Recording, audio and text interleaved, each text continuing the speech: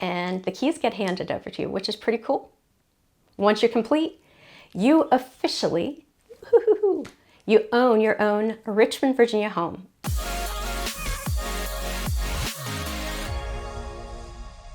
Hey guys, this is Erin. If this is your first time to our channel and you want to learn everything there is to know about living in Richmond, Virginia, hit that like button, click subscribe, and click that little bell so you're notified every time we release a new video. Hey, I'm Erin Melton. Welcome to Living in Richmond, Virginia. Today, I'm going to be giving you your step-by-step buyer's guide. I know you're ready to jump in your car. You're ready to get out there and start looking at houses and getting the idea of what's beautiful out there and what place you've been dreaming about, doing your Zillow from the pillow. But it's really important for you to make sure you follow the right steps in the right order to set yourself up for success and not for a bunch of disappointment. Your very first step, before some other preliminary things, is deciding exactly what you want. And you need to do that before you truly dive in. For instance, you need to be laser focused on whether you're only looking at single family homes, or if you really want to have a townhouse, or perhaps a condo for lower maintenance and not having to worry about a yard. Really important for you to determine exactly what you want. Super important thing during your first step is deciding what is your preferred neighborhood. For instance, if you're looking downtown, are you focused more upon the Fan District, Churchill, the Museum District, even the North Side maybe is a better fit for you. West and Henrico, important for us to know if you're looking more Glen Allen, Lakeside, Tuckahoe area, or even the Short Pump spot. You want to be in Chesterfield County across the river. Are you looking more in the Bon Air area, or maybe more Moseley, Midlothian, or the Chesterfield Courthouse, or even out in Matoka if you want a little bit more land and a little bit more space. It's important for us to know, even if you're looking in the city of Richmond, but looking more of the near West End, that puts you right by Libyan Grove. Important for us to all know exactly where you want to be.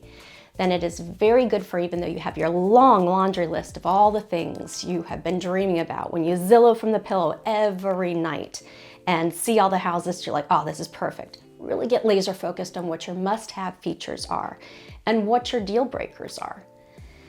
Include your location, the size and lifestyle preference in your planning stage. It is so important to get very clear about what are you looking to accomplish by purchasing a home.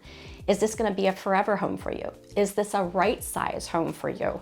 Or maybe it's simply a starter home that will help you get very clear about what you'd be looking at. Your next step, your second step, is to make sure you are checking if you are truly ready to purchase a home. Of course, we all have access to our free credit scores. It's important to look at that. But some other things that are very important to go and consider is, what kind of money do you have saved up? Your existing debt. What are your payment plans? How could that possibly affect what you're looking to do to purchase a home? So having a strong credit score, of course, is going to help you secure the best mortgage rates. And the best way to truly determine how that is not to go online and start plugging in a bunch of information and having 5 million different online creditors call you about, oh, hey, we can give you a mortgage. Reach out to a trusted real estate agent and let us connect you with someone that we know is going to help you, a great loan officer that's going to help you walk through the process step by step and really know where you stand. Even if you know, hey, I'm paying this in rent right now, or I'm paying this for my current mortgage and this is easy, I know I can move up. Don't base that upon some calculator that you see online and going, well, okay, based off of this, I can qualify for this particular home, or I know I can afford this. Or even, hey, I only owe this in a certain house and I think I can go ahead and just buy a house without selling a house. It is so important to get very clear and know exactly from a qualified loan officer, when they've looked at all of the aspects, if you know exactly where you're going to be. Of course, you need to set a budget. Many people are under the impression that the only way you're going to buy a house, still to this day, which really shocks me, is that you have to have 20% down. Yes, of course, there's going to be some advantages of having a good down payment. It's going to better ideas for not having to pay PMI or MI for things. But it is important for you to know exactly what you have set aside that isn't going to tap into your everyday expenses that can go towards a house. Lots of different wonderful programs out there, and you'll know exactly where it is when you talk to a loan officer. Closing costs. This is a biggie. Many people will call me sometimes. They're like, all right, well, I've got this money set aside. I've been saving up for a mortgage, which is terrific. And don't think about that it's only people that are or that have owned a house already or are up in their ears. A lot of the younger folks that are coming to me have been working really hard at putting down a good chunk of change ready to go and do things. And they'll be surprised at how quickly that can go towards certain things. But closing costs are a very important thing. If you are getting a mortgage, there is going to be a cost for you getting that money. And particularly in certain markets, the popular ones around here, it's not a good assumption to think the seller is going to take care of your closing costs. You need to make sure you have that set aside along with your down payment. And the best bet to determine exactly how much you need is for you to call me and we can get you connected with a loan officer and you know exactly where you stand. You need to get very clear about your mortgage monthly payments. What is comfortable right now for you? Do you think you could go up a little bit? Have an idea of what would be comfortable, and we're not even talking about working utilities into there. You probably have heard the old adage, the PITI, that's your principal, interest, taxes, and insurance. That's again why a lot of those calculators online can be very deceiving, because they have not worked in those other aspects of things. They've only looked, oh, hey, you plug in here, and they kind of default to you putting 20% down or a very large down payment. You're like, oh, that's easy, I can do that. And it's also really important when you are getting an idea of what you want to do, that when you connect with the loan officer, they're going to be able to go, okay, based on that, based on what you have money-wise to put down and what current mortgage rates are, what money costs you, points, discount points, origination fees, what the market is looking like will give you a really good idea of what your payment actually is going to be. And that helps you, along with your realtor, to focus on the right priced homes, not too high or too low. Like I said, the PITI, principal, your property taxes and insurance. Now, we are very fortunate here in the Richmond area that as a whole, even the city of Richmond, though our tax rate's a little bit higher there, the counties are very affordable. But it is important for us to know exactly what you're looking for, because that will factor into different things there. For instance, you could be looking at an $850,000 house in the city. Your taxes are obviously going to be higher there than if you're looking at one in Henrico County where you're at 87 cents per every $100 assessed, or even in Chesterfield County for the same price house when you're at 89 cents. So important for you to understand that. Insurance, again, we are very fortunate here in the Richmond area that people maybe that are moving from Florida are so surprised by how affordable the insurance is. Well, personally, I don't know if insurance is affordable at all nowadays, but it is a lot here in better in the Virginia area.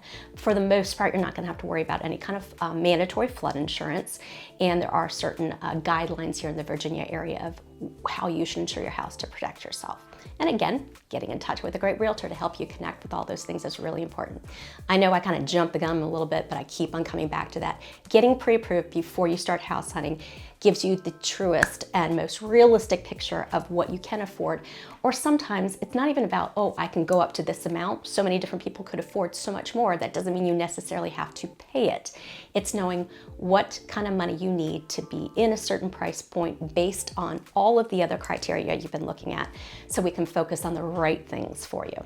Your third step in your buyer guide is making sure you get pre-approved with the mortgage contact. I would say a lot of people tell you, hey, go contact several different lenders to find the best loan terms and also the best interest rate for your particular situation. I'm going to put on my big old disclaimer hat right now and go, I'm a realtor. I obviously work with people over 25 years and have built great relationships with different loan officers locally and also with very large companies. So it's not like I don't work with people that aren't in my small little minute market, the Richmond, Virginia area. It is important though that we're getting you in touch with someone that is not only going to fit your needs and give you the best terms and go through all the different mortgage products. It's not just about what the numbers are. There's a lot of different fine print, that someone is truly going to guide you and walk through the process. And a very important aspect, much like me as a realtor, I'm not a 9 to 5. It's not Monday through Friday. It's more of a Sunday through the next Sunday is how my work week goes. You need to make sure you're working with a loan officer that doesn't work banking hours like a lot of the ones with very large franchises. You need to be able to get in touch with them on the weekend, and that's exactly why. Because there's going to be times when you're out in the market, you find that right house, and you don't want to be waiting till Monday to get your pre-approval letter, an updated one at that. It's very important for you to have something that is currently dated. I don't care if it says, oh, hey, this is good for a certain amount of time. You want to make sure your pre-approval letter says the most current date right there right away.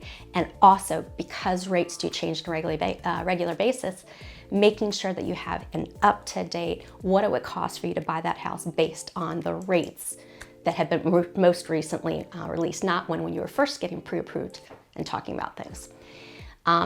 It is an absolute 100% must-have when you are putting in an offer on a home in the Richmond, Virginia area, that you either have written proof of funds if you're looking to go cash, or obviously we've been talking about mortgages, that you have a pre-approval letter to put forward with that offer. Don't do it afterwards. It is the kiss of death. It's not a good idea.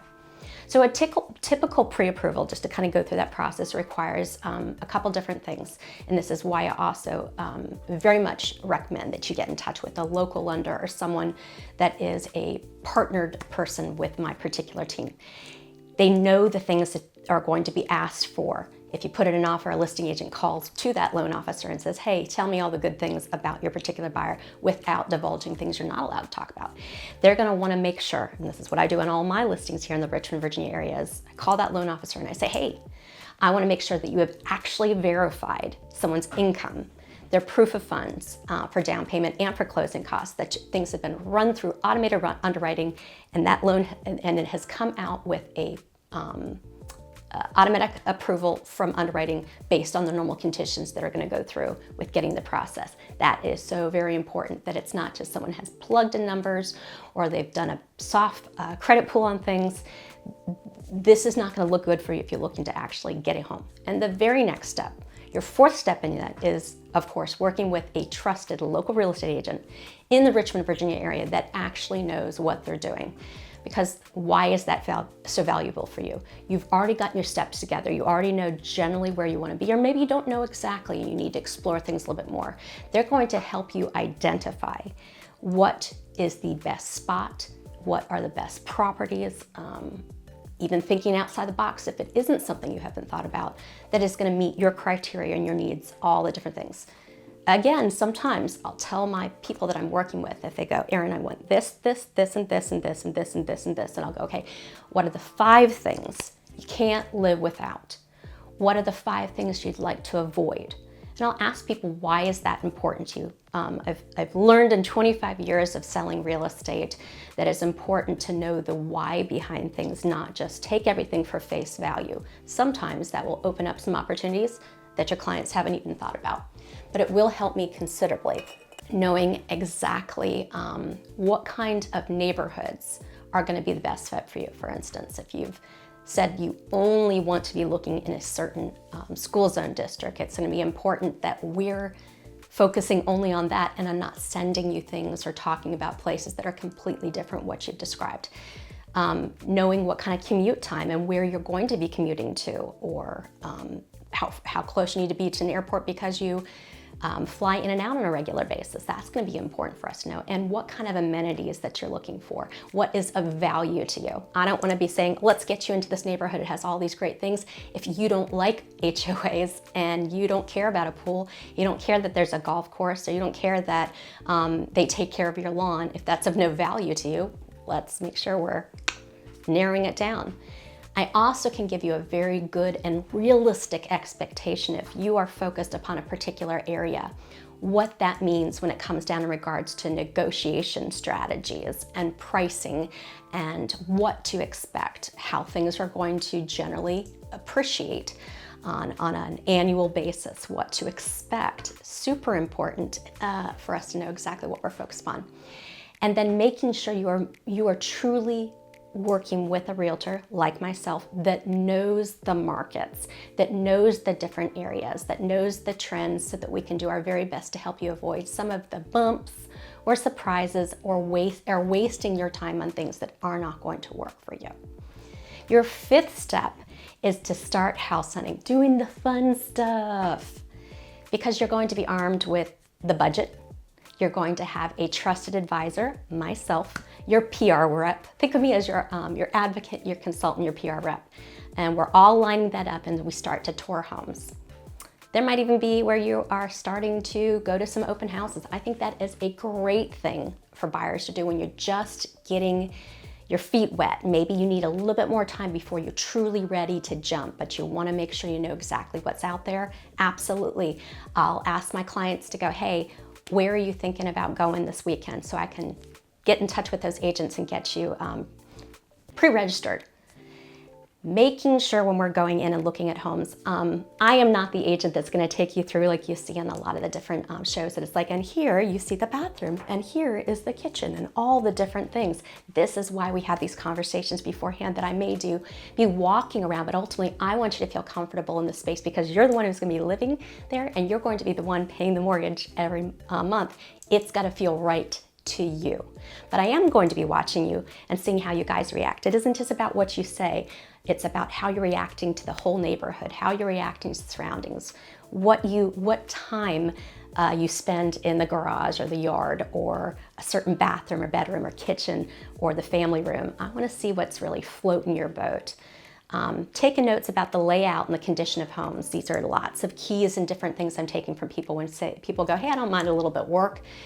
I get a very good feel from people of what does a little bit of work mean to you. For some people, it's a gut job. They really can do a fixer-up or something with good bones, and it'll work great for them because they want to be in the neighborhood and they know they're going to have to renovate things to find exactly what they want in their price point. On the flip side, some people are like, I don't mind a little bit of work, and they mean like they're going to change out a couple light fixtures and change the paint, or that's very different than we like a fixer-upper. Oh gosh, it is so important. And I'll ask this, and people sometimes I can tell, be like, Erin, please stop asking me so many different questions. Or we finish up our first day house hunting and they're like, God, I don't feel like we found anything. I'm feeling really discouraged. And I'm like, no. Don't feel that way at all. I have learned so much from our time out here based on how you've reacted to neighborhoods, what you've gotten excited about. When we've driven by amenities, if it's gotten you all exciting, you're talking about, oh, hey, tell me about a party you threw for your kids at some point. All those things are really important for us to know. And it's so important that even if you're not taking notes about it, I'm taking the notes either mentally or I'm jotting things down, and it helps me start weeding out. We might have a big stack of different places that we might be going to, particularly during one of our first showing experiences, that you'll see me kind of, if you're following behind me, or even when you're riding with me and sitting in my desk, my passenger seat, you'll notice that I'll be kind of flipping through things and maybe going, no, and maybe throw them in the back seat. That's kind of my system right there. And also getting an idea of how far it truly is from your work, where you're going to be commuting on a regular basis. Is probably a good idea for you to drive it at a couple different times a day to make sure it's still going to work for you. Thankfully, in the Richmond, Virginia area, we don't have such drastic traffic patterns that you have to worry about, hey, if you leave at 3 o'clock in the afternoon, that, oh, you better not turn on that particular interstate like you might have to do in Northern Virginia because you're never getting home. Not like that in Richmond. Hey, you might add, 15 minutes or something like that to your commute during more of the rush hour times, but it's a little bit easier. And it's always really to consider that the busier times and seasons being, spring and summer, homes can move a little bit faster. So you need to be perhaps a bit more prepared to move quickly if you find the place. So if you're needing a little bit more time, it's not a bad idea to look at some of the other seasons. Perhaps you're looking more in the fall or in the winter. You might have a little bit more time to look. Your sixth step, if we found the right place, you need to know how to make a competitive offer. I will say this to my clients on a regular basis is, think of it as the different cold stones, right? The like it or the love it. And here's your criteria a lot of times is, if there's a house that we've looked at and you're like, oh, hey, I like it, and you think about the process of putting an offer on it, right? And we talk I'll even say this to you, like worst case, let's say your offer isn't accepted. How do you feel? Just thinking about it. It's like, if you're like, it'd be fine, but, not gonna cry over spilled milk. And if you're still trying to narrow down exactly what you're looking for, you're just not quite seeing that thing at a certain price point, it's not the house for you. By comparison, when you walk into a property or you drive up to a property and you have this kind of funny thing, some schismic about the house, kind of the woo-woo, and you feel like you've lived there in another life. You're already arranging your furniture. You're already thinking about how this would be great for a party or during the holidays or when the the kids are going to prom or something like that, the perfect spot where they're going to pose and you're going to get some different pictures or what have you. These are important things to pay attention. Another thing that's really important to pay attention to is, are you having a polarizing opposite effect? Like you are like, no way, this is too much work. I hate the cabinets, I hate the countertops, the carpet's disgusting. So if it's that house that is just speaking to you and you keep on coming back and comparing it, it's time for us to make a more competitive offer when we find that place you really love or that it's gonna be the thing that you're looking for. Our contract here in the Richmond area is very balanced. It's got the checks and balances all through. Let's say though this is a house that you love and you don't want to lose it, at least being reasonable about it. I never want you to lose your shirt, and that's really important while you're working with a realtor to know what to expect. You might be coming from an area where everybody is paying $50,000 over a house. You might come here and you go, hey, the price is a lot better. I want this house, so Erin, make sure you put it for $50,000 over the price, waive every inspection, do all the things. And I might be able to go, hey, in this particular market, in this particular area that you're looking for, you don't necessarily need to do this. Let's look at the days of market. Let's look at the history of this particular house and get better focused on that. But in the hot spots, I might be talking about like, hey, here is the standard contract. Here is a little bit, one step more competitive. Here's some different things we can do. One more step competitive here. Here's the things we can do. And this can help us put together the best offer for your particular home that you're focused upon. We want to make sure that everything we are putting down is showing you in your very best light, is putting you in a position to be getting the call back if they're going to be negotiating, or at least is going to keep them interested in your house if we know that there's a good possibility, or we already know that there's competing offers. We want to make sure that your offer speaks. A lot of people talk to me about, hey, can we do a cover, can we do a love letter? Can I add a letter to things? And I'll tell people, sure, you can do that. It's very important for you to know that any kind of letter that I send over or email that I send over with your offer, I'm always going to be painting a great picture of you based on the things that I am allowed to talk about and the things that are important things for sellers and also for a listing agent. The thing that truly speaks about your offer is what is in the actual offer. If you think you're going to have a true sense of loss if this house gets away because you didn't put your very best foot forward, this is where we talk about this in your offer. Don't leave things to chance. If this is the one, let's go for it based on what's good for you and what we've looked at on the comparables to make sure you are comfortable with the aggressive offer that you're putting in. We need to, back to those first steps before that are really important, is we need to know what contingencies that we're putting into your offer. If we need to make things contingent on a home inspection, which I'm always going to recommend for people to do. Again, if you're looking in more competitive areas, you need to understand there are going to be people that are willing to waive that inspection. You and I are going to have that conversation about if you're comfortable even with doing that. And if not, and we see a regular track record of that happening in certain areas, in order for offers to be accepted, we may need to shift to a different area or shift to a different price point so you feel more comfortable with having a better budget to take care of things if you need to. Financing, if you're doing a mortgage, I can't just go into there and go, hey, yeah, like Erin, I don't care what an appraisal is for. If you're getting a mortgage and it's going to be required for you to have an appraisal, we need to make sure we mark that accordingly. However, if it is the house that you need to get and you have a good stash of cash sitting aside for your down payment, for your closing costs, and have a little extra, and for the right home, it's worth it. Maybe we're talking about appraisal gaps. You need to have all of those things fixed. A very important one, a very, very important one is, do you have a house that you need to sell before you can qualify to actually close on this house? Not, oh yeah, I'll be fine. Loan officer needs to actually determine, can you do that? Can you carry your house and not put a home sale contingency? If you do need a home sale contingency, when we're writing the offer, I want you to know I can get you a contingent offer accepted in this market, even in the competitive areas, if we strategize and do things just right. So no different than any area, but a seller has the right here in the Richmond, Virginia area. If you've submitted an offer, they can accept it outright, they can counter, or they can reject your offer. And negotiations can take a few days.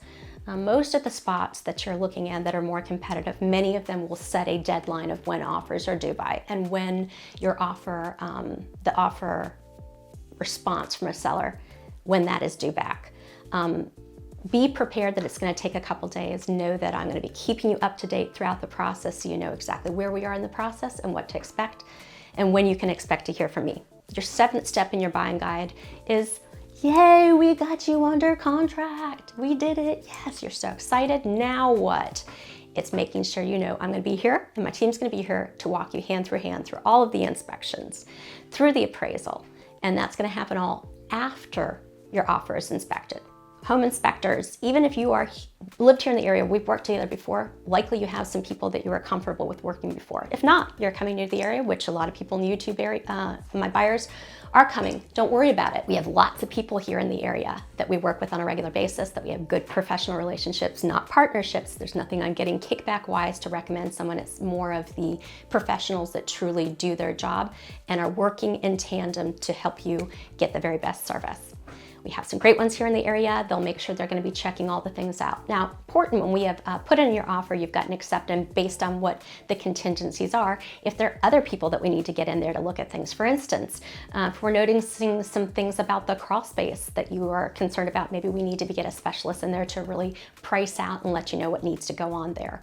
You're seeing some cracks. Maybe you need to have a foundational person come look at things to make sure it's not really something to worry about. But a home inspector is going to be looking at the general, the electrical, the plumbing, looking at all the utility, all of the systems to make sure they seem to be working right, either walking or flying a drone over the roof to make sure things are looking all good there. The home inspector is going to be there to be the eyes. I'm going to help you interpret the inspection and what we can actually ask for based on the terms of the contract. The inspector is going to give all the different things. And again, that's why we have that time period, that if there's certain things the inspector is calling out, maybe there's some other folks like roofers, maybe like an electrician, maybe a structural person that we need to get out there and look at things too, to have a better idea what you're getting yourself into. Of course, the inspector, if they find some significant items or issues, this is where I come into play and I help you negotiate based on the terms of the contract to get taken care of what you feel needs to be, or perhaps a credit even from the seller. It's not a simple process. It is really important that we are making sure we time the time that you get your home inspection scheduled so that we have plenty of time to have the conversations afterwards to go, hey, what are your priority items? Yes, I know you might not like that, but remember we talked about what a defect is per the terms of our contract. Let's make sure it fits within that criteria, so we're writing up a rock solid repair addendum so we can increase the chances of you either getting an appropriate credit or the particular repairs you need to agree to by a seller. Of course, if your offer or your contract is subject to an appraisal, the appraisal is going to be ordered by the loan officer you're working with.